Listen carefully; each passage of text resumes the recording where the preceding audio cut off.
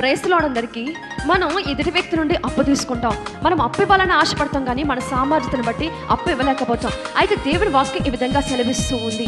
సామెతల గ్రంథము 19వ అధ్యాయము 17వ వచనంలో దేవుని వాక్యం ఈ విధంగా సెలవిస్తుంది. పేదలను కనికరించేవాడు యెహోవాకు అప్పిచ్చేవాడు, వాని ఉపకారమునకు ఆయన ప్రత్యుపకారము చేయును అని దేవుని వాక్యం సెలవిస్తుంది. పేదలను మనం కనికరిస్తే దేవాతి దేవునికి మనం అప్పిచ్చే వారంగా ఉంటామంట. మన ఉపకారానికి ఆయన ఖచ్చితంగా ప్రతి ఉపకారం చేస్తాడు.